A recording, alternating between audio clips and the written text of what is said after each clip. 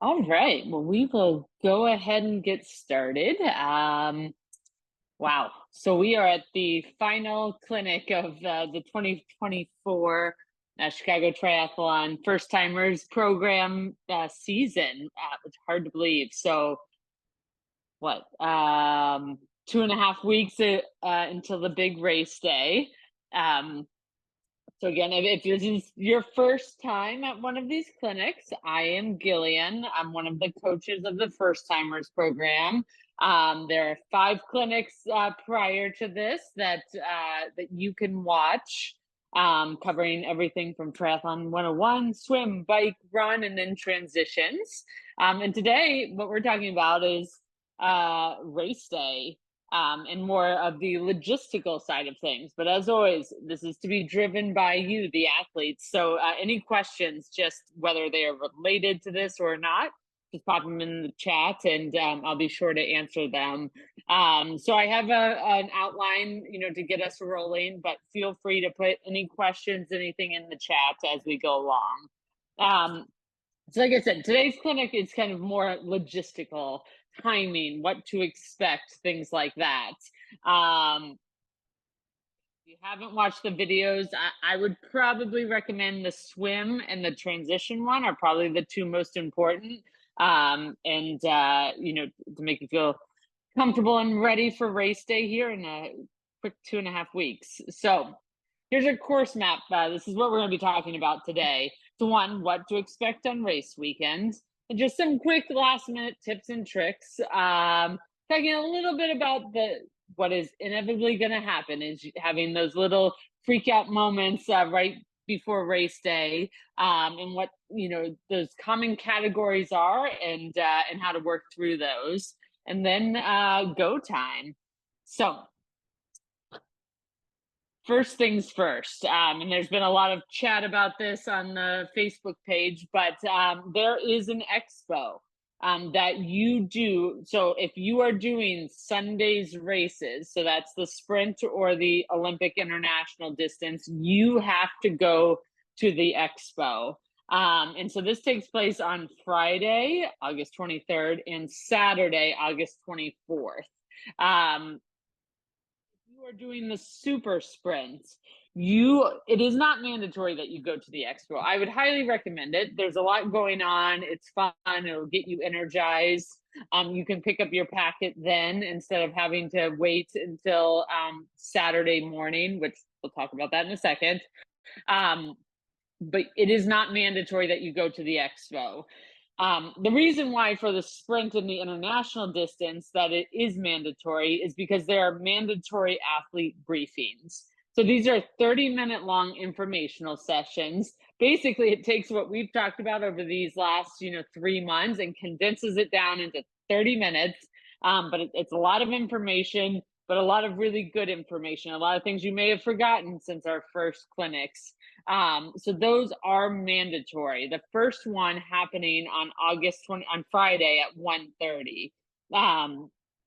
For the super sprint, they usually do a handful of super sprint briefings, but they are not mandatory. And let me just start here in saying that Chicago Triathlon has indicated to me and on their website that 2 weeks before race day, so that would be by this Saturday, they will be releasing the athlete guide. So that will have a breakdown of the timing and where every single briefing is. So today's information is going to be a little bit more general and some being pulled from last year, so may not be exact, but just so you can get an idea.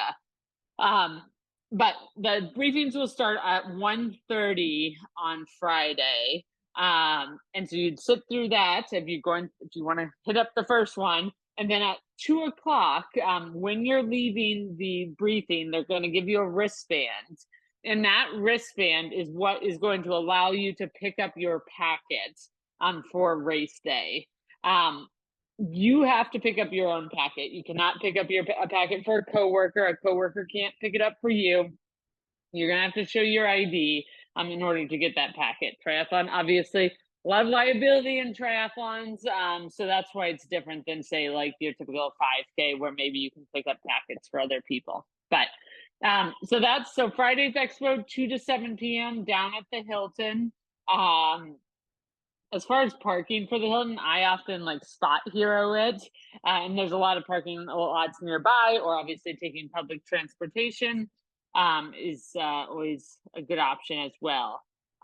So then, if you're not going on Friday to the expo, then Saturday. So these are the times for Saturday from first briefing starting at 9:30 a.m. Clearly, that's a typo. With the last one at 4:30. And then the expo and everything opening at 10 to 5 p.m. So you really want to make sure you do not miss the athlete briefing, because unfortunately, if you miss the athlete briefings, then you can't pick up your packet, and then obviously you can't race. We also talked about in the last clinic being able to rack your bike on Saturday if you're doing the Sunday's races. So that's from 2 to 6 p.m. on Sunday. So obviously, you can either go to a 1 o'clock, 1:30 briefing and then walk over there, or you can go to one earlier and then just bring your bike over to the transition area whenever it's convenient for you between 2 p.m. And 6 p.m. on Saturday. In your packet is there's going to be a bunch of stuff, a bunch of clear bags. We talked about in previous clinics, you'll have a bag that if you want to take it, if you want anything taken from the swim start to the swim or to the race finish, you'll have a bag for that.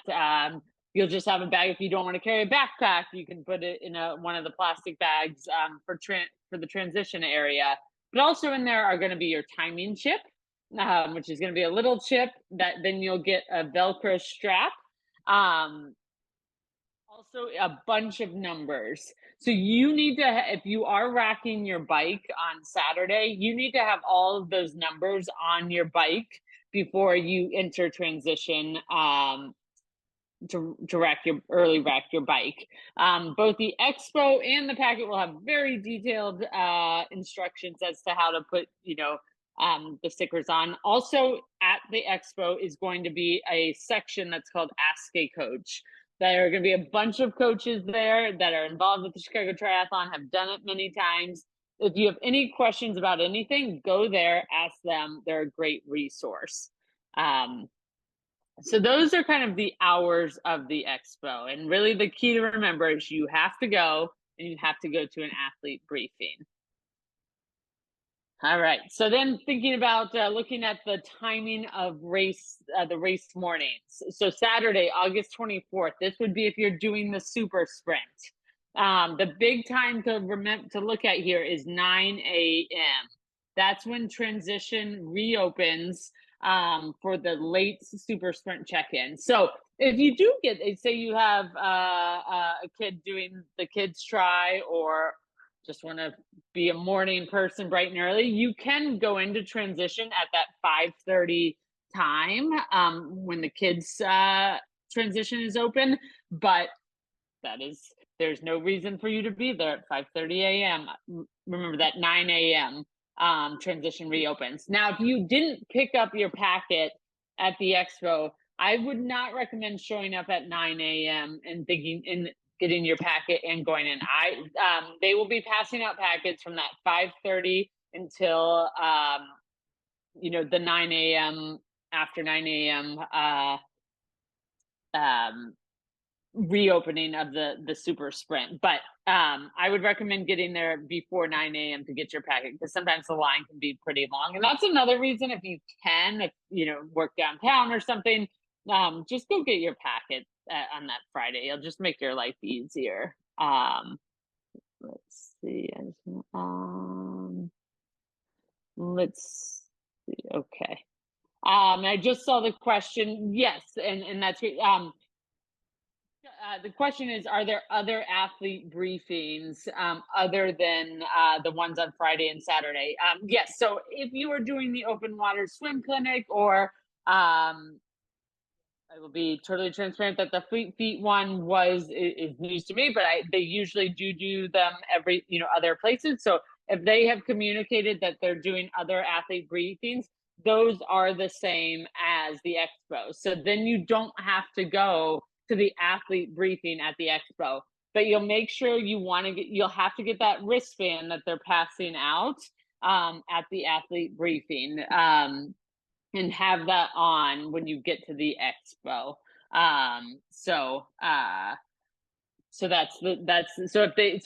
If there's another one, oftentimes they do one out at Urban Tri Gear as well in the suburbs. So those are the same things. And the athlete briefings, they're held at the Hilton. So 700, let me go back to get the address. I know it's on here somewhere. So the address, it's the Big Hilton on Michigan Avenue. So 720 South Michigan Avenue. And it will be downstairs. There'll be lots of signs, so you will have no problem finding it. But you're gonna go downstairs, you'll walk in, and they have like 3 or 4 different rooms that they'll alternate doing the different briefings in. So you'll just look, and right when you go downstairs, there'll be a big sign that says, like, 2:30 briefing in Salon A or Salon B. And again, one thing about doing the Chicago Triathlon, which is a big triathlon, well-run race day, and such, is that there will be lots of people there, so they can direct you if you don't know where it is. Let's see. And yes, and so as far as, and sorry if this wasn't clear, the athlete briefings, there will be a calendar or a schedule that comes out in that athlete book. They are every 30 minutes. So starting at, whatever time, on Saturday, 1:32, 2:33, 3:34, up until the closing time of the expo. But there will be a schedule in the athlete guide that should be coming out any day now. If you, sometimes some of this stuff goes into spam mail. So if you have not received it, also check the Chicago Triathlon website. And they have it there right now. It's posted as the USAT rule book in 2023. Yeah. So another question about these are great questions. So keep throwing them in there.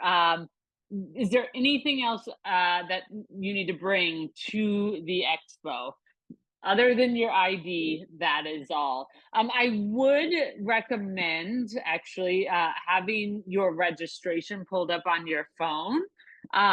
Every year they do it different. Sometimes it's a QR where you scan the QR code, but make sure you have your registration easily accessible on your phone, or print it out or whatever it might be, but also bring that with you. If you do forget that, they always have like a lookup station where you can look up your registration number or whatever it might be. But other than that, your ID and yourself, but yeah, don't forget your ID.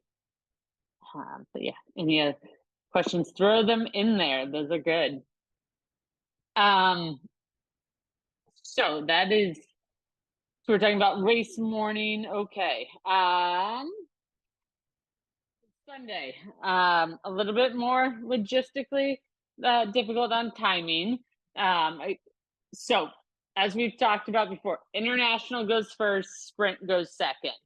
The international transition opens at 4 a.m. and closes by 5:45 a.m. on Sunday, with the race starting at 6 a.m.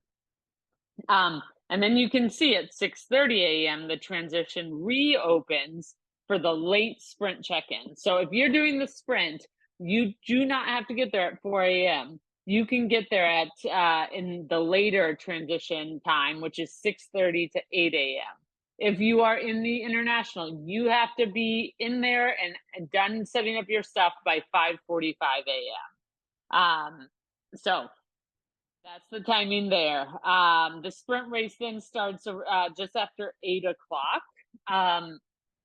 As we talked about, these numbers, the timing as far as last athlete to enter, exit the water. I mean, enter is probably accurate.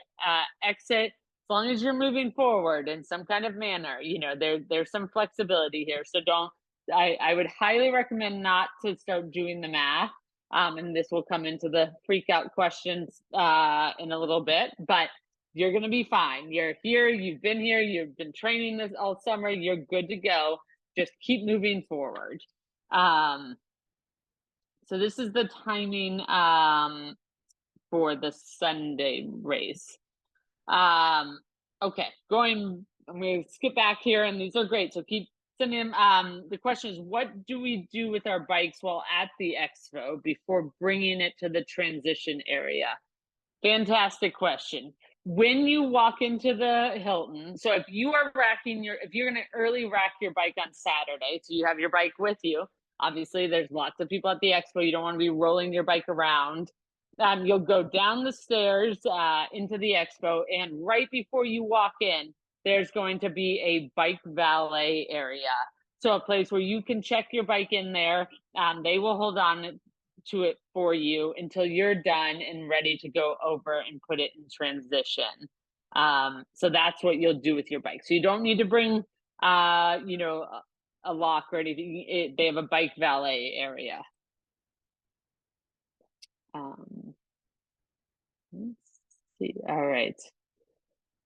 And those schedules that I just pulled. I pulled those from the Chicago Triathlon website. So if you click on any of the races, those schedules will come up, so you can look at those there if you want to look at it more closely detailed. So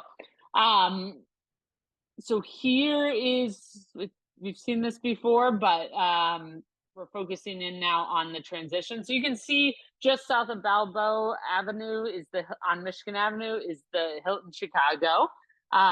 So what you can do easy enough is just walk straight across Balboa.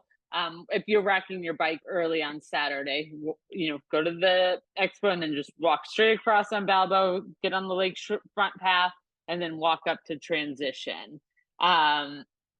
The other things to note about this is right off of Michigan Avenue, in between Monroe and Jackson, are those Millennium Park garages. So if you're driving, that's a good place to park.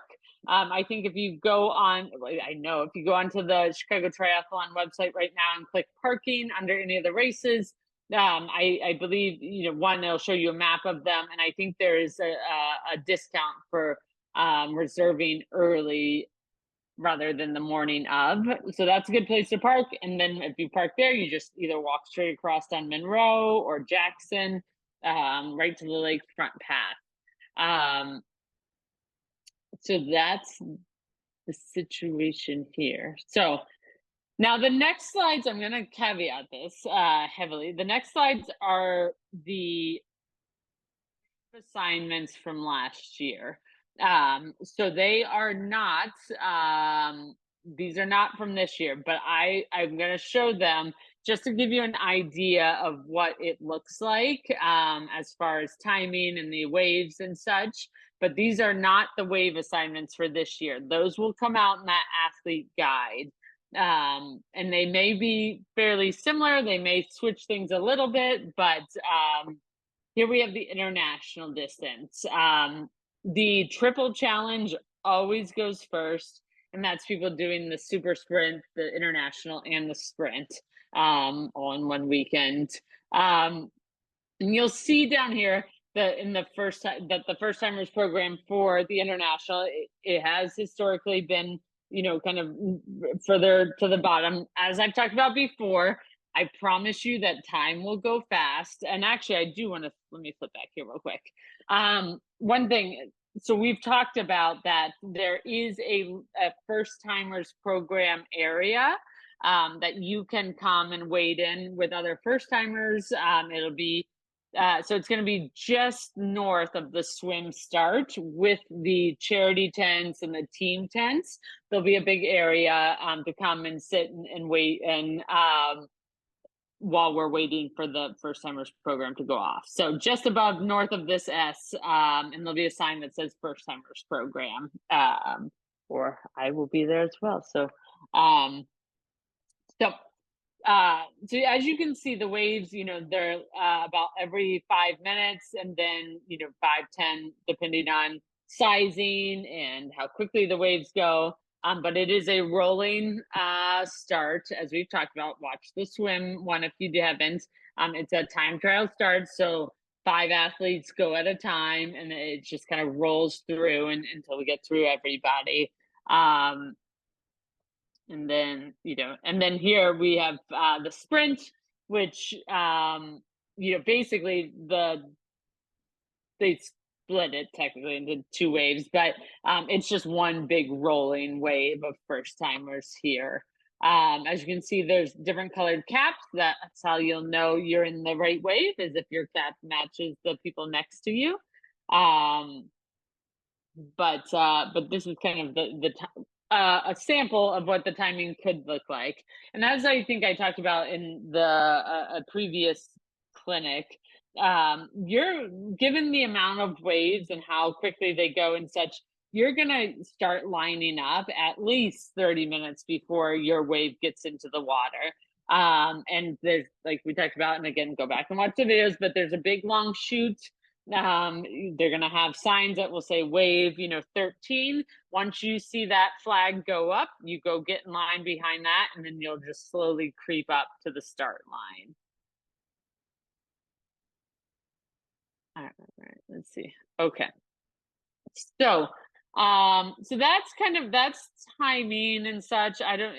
Anybody, if you have any questions about the logistical, the logistics of timing, pop them in there.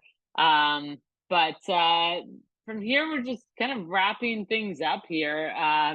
Some last quick minute tips or reminders.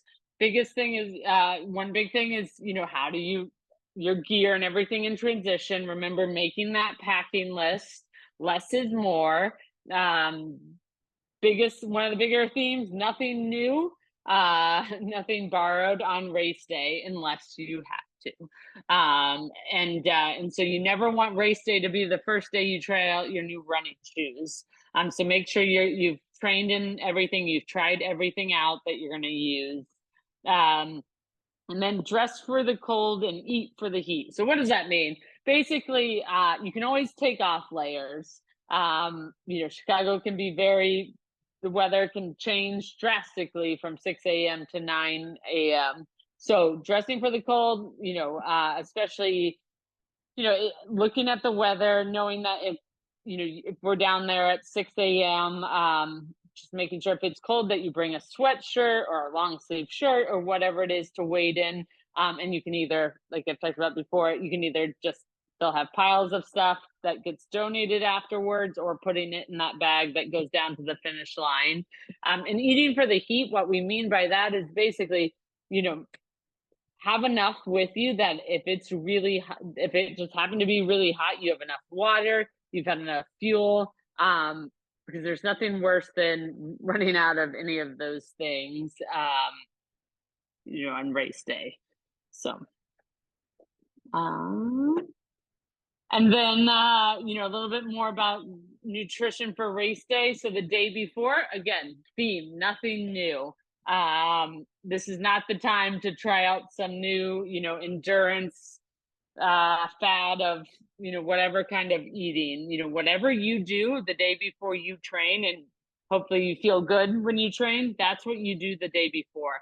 Hydrate though. And this actually says 48 hours. I always say, for the week before, make sure water, electrolytes, that you are hydrating heavily, not too heavily, but sufficiently all week before the race. Morning of, making sure you have breakfast, and whether that's down at the race or having it before you leave your house, but then having some kind of other fuel before the race, but eating breakfast and continuing to take in fluids. I'm just going to reiterate, practicing getting your water bottle out of your bike cage on the bike. That is something, it's really important to feel comfortable doing, because the bike is what can really dehydrate you. And then again, this is kind of simple, but just racing what race what you trained. Again, not the time to try something new with nutrition. Sticking with what you've been doing. So here's where we start with the pep talk of, you've got this. It's going to be awesome. inevitably the week before, the day before, the morning of, you're gonna have one of those freak out moments, and I would say they tend to fall into four different categories. One is the crazy, borderline delusional kind of thoughts. What if it snows? Those kind of freak out mode moments, just toss them to the side. Don't even entertain them. If it is something that is far-fetched, just really try to take it out of your mind. And then we have the kind of the moments that come from being kind of caught up in the energy and all of the excitement. So do I need to buy a new bike at the expo? At the expo, that's where I think usually things start to feel real. It's exciting, it's fun, but it's also, you see a lot of people who have done different things, who are approaching it differently, and really making sure you don't let you race your own race and you do what you've been doing, and try not to worry about what anybody else is talking about. I say, I remember, so I'm a lawyer during the day, and I remember taking the bar exam and coming out of one of the essay, and it was a thing about like water runoff or something, and everybody was talking about how they answered the question. I was like, oh wow, I just bombed this. But turns out, you can answer questions all different ways, and it's okay. So I say to say, don't get caught up in what other people, people might be talking about how they trained, or what they're wearing. Do what you've been doing. You're here, you've been doing this all summer, you got this. And also, there's fun stuff at the expo to buy.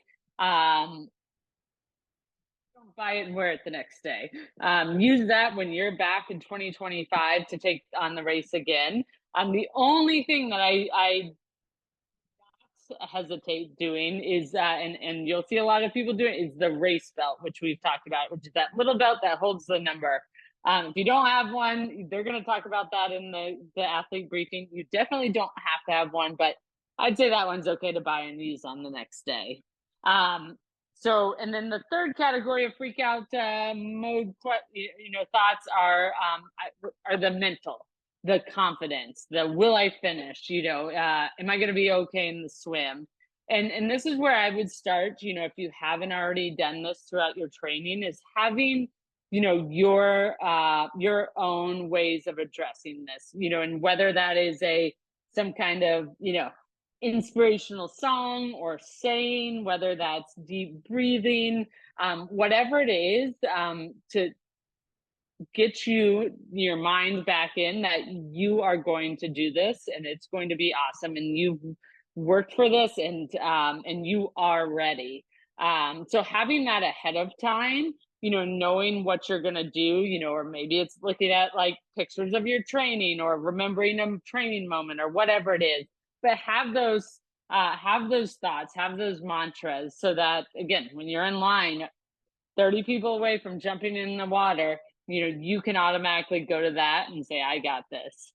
And then the last and final one are the logistic freak out modes. What do I do if I wake up late? What do I do if I forget my goggles?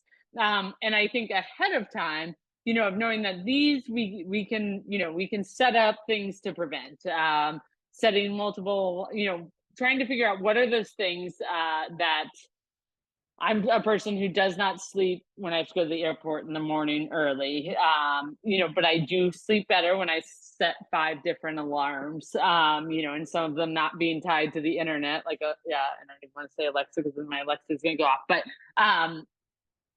figuring out ways that you can put in little safety things so that you can feel better and try not to worry about these things, the gear list and checking it twice. And then also knowing that usually if something does go not according to plan, we can come up with a solution to it. They will hate that I'm saying this, but you forget your timing chip. There is a tent down there that is Athlete Solutions. They have a lot of solutions to problems. If you go to them, if you whatever it is, you lose your swim cap. find me or one of the other first timers coaches, and we can come up with a solution to problems.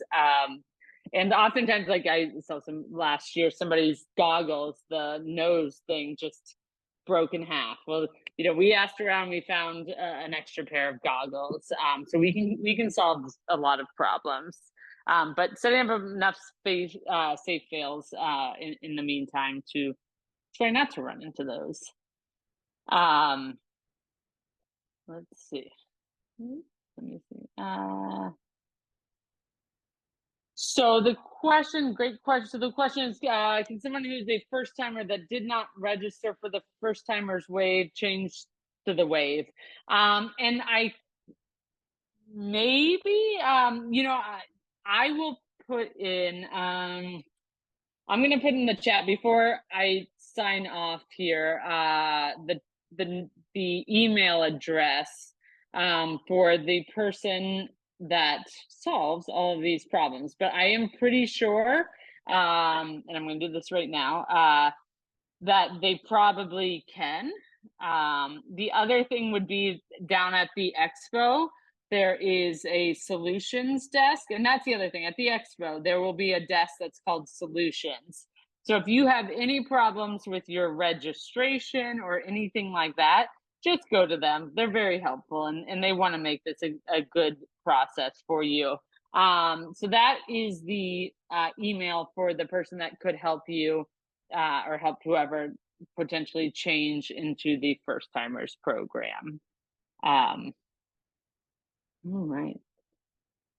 So, and this is kind of a shorter clinic, but go time. You're doing this. You've done this all summer. It's amazing, and it's going to be a great day. The three things I'd say is, race your race. Going out there, that's in triathlons, it's an individual sport with a team atmosphere. Go out there, race your race, do what you do, and don't worry about anybody else. Take it all in, realizing you're doing one, a triathlon, which is amazing. Two, a triathlon in this amazing city, amazing views. So just taking the moment to take it all in while you're out there. Sometimes that can be hard. And most importantly is have fun, and just try to, approach it with a little bit of, right word is outside of fun, but, just go out and have fun and realize, one, and the announcer guy always says this is the only time you're going to be a first timer at the triathlon. And I can tell you, it is an amazing experience when you cross that finish line. And one that I feel like, it's very hard to recreate that feeling of doing this for the first time. So taking it in, having fun, you got this. So that's kind of, that this clinic's more of answering questions, giving timelines. The big thing is going to be to check your email, the website for that athlete guide that hopefully will come out soon. And that will answer everything. And like I said, those athlete briefings, not only do they have them down to a science of the information to provide, you can also ask questions. Especially if you go to one of the first timer specific ones, those are a little bit longer to give time to ask questions. So if you have any other questions, please pop them in the chat. But if not, in 2.5 weeks, we'll see you at race day. So, so that's what I got for today. So I hope everyone has a good final 2 weeks of training, and we'll see everybody on the weekend of the 24th.